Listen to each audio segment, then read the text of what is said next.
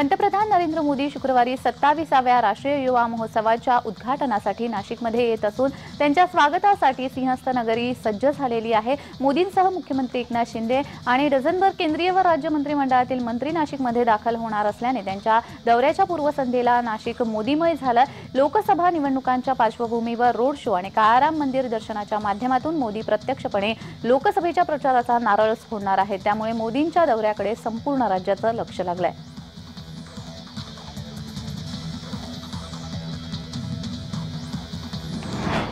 पंतप्रधान नरेंद्र मोदी हे नाशिक दौऱ्यावर आहेत। याच दौऱ्यादरम्यान ते ऐतिहासिक काळाराम मंदिरामध्ये जाऊन प्रभू रामचंद्राचं दर्शन घेणार आहे। दर्शनानंतर मंदिरामध्ये पंतप्रधान पूजाही करणार आहे। याच दौऱ्याच्या पार्श्वभूमीवर काळाराम मंदिर परिसरामध्ये मोठ्या प्रमाणात तयारी केली जाते। मंदिर परिसरातील सर्व रस्त्यांची डागडुजी देखील करण्यात आलेली आहे। तसेच मंदिराच्या बाहेर नरेंद्र मोदी यांचे फलक देखील लावण्यात आलेले आहे। गुरुवारपासूनच मंदिर परिसरामध्ये पोलिसांचा मोठा बंदोबस्त देखील पाहायला मिळतो।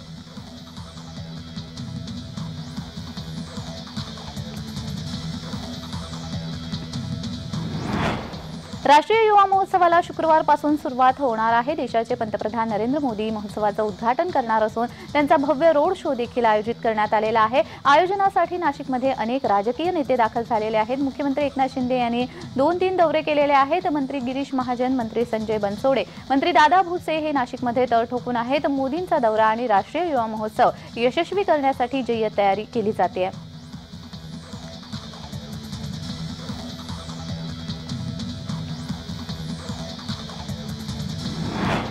नाशिकमध्ये आयोजित 27व्या राष्ट्रीय युवा महोत्सवाच्या कार्यक्रमाचं उद्घाटन हे पंतप्रधान नरेंद्र मोदी यांच्या हस्ते आज होणार आहे। या महोत्सवासाठी देशभरातून हजारो तरुण-तरुणी नाशिकमध्ये आलेले आहेत। शुक्रवारपासून 5 दिवस हा राष्ट्रीय युवा महोत्सव कार्यक्रम नाशिकमध्ये होणार आहे। याच राष्ट्रीय युवा महोत्सवाच्या कार्यक्रमाचं उद्घाटन हे पंतप्रधान नरेंद्र मोदी यांच्या उपस्थितीत नाशिकच्या तपोवन परिसरामध्ये असलेल्या मैदानामध्ये पार पडणार आहे। जवळपास 16 एकर जागेवर या कार्यक्रमाचं नियोजन करण्यात आलेलं आहे। या कार्यक्रमाची तयारी आता अंतिम टप्प्यात आहे।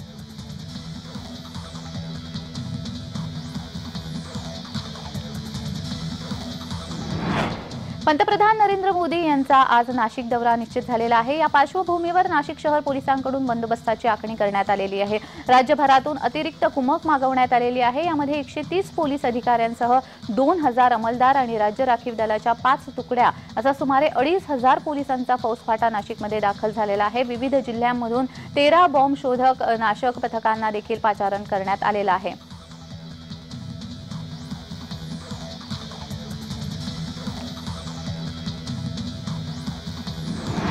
पंतप्रधान नरेंद्र मोदी हे नाशिक दौऱ्यावर आहेत। याच नाशिक दौऱ्यादरम्यान रामकुंड परिसरामध्ये येऊन ते जलपूजन करणार आहेत। या दौऱ्याच्या पार्श्वभूमीवर या परिसरामध्ये महापालिका कर्मचाऱ्यांकडून साफसफाई केली गेली आहे। तसेच रंगरंगोटी देखील करण्यात आलेली आहे। रामकुंड हा अत्यंत ऐतिहासिक परिसर म्हणून ओळखला जातो। वर्षभर गोदा स्नानासाठी देशभरातून भाविक या ठिकाणी गर्दी करत असतात। याच परिसरामध्ये येऊन पंतप्रधान नरेंद्र मोदी हे जलपूजन करून गोदावरी नदीची आरती करणार आहेत।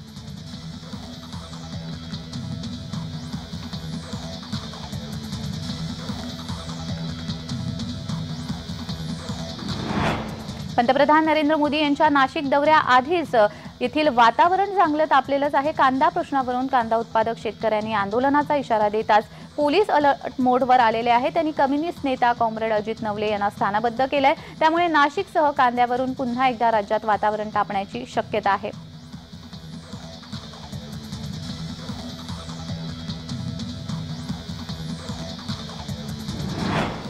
अटल बिहारी वाजपेयी शिवडी न्हावाशेवा अटल सेतूचं आज पंतप्रधान नरेंद्र मोदी यांच्या हस्ते उद्घाटन होत आहे। पंतप्रधान यावेळी स्वतः सेतूवरून प्रवास करीत रायगड जिल्ह्यामध्ये आणि नवी मुंबई विमानतळ परिसरामध्ये पोहोचणार आहेत। मुंबई महानगर प्रदेश विकास प्राधिकरणाने 17,000 कोटी रुपये खर्चून या जवळपास 22 किलोमीटर लांबीच्या असून देशातील सर्वाधिक लांबीचा सागरी पूल ठरलाय।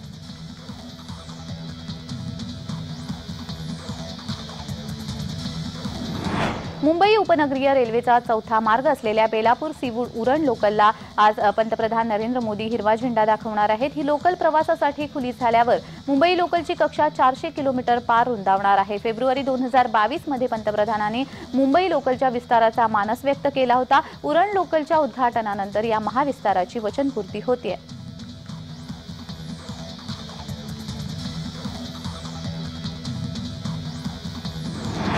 Mumbai trans harbour link road अर्थात अटल सागरी सेतूचं पंतप्रधान नरेंद्र मोदी यांच्या हस्ते उद्घाटन आहे। या सागरी सेतूवर एकेरी 250 रुपये तर दुहेरी 375 रुपये टोल आकारण्यात येणार आहे। हा सागरी सेतू उभारण्यासाठी उरण पनवेल तालुक्यामधील स्थानिक ग्रामस्थांनी आपल्या जमिनी दिलेल्या आहेत। त्यामुळे या मार्गाच्या 10 किलोमीटर परिघातील नागरिकांना टोल माफी द्यावी अशी मागणी काँग्रेसचे रायगड जिल्हाध्यक्ष महेंद्र घरत यांनी मुख्यमंत्र्यांकडे केली आहे।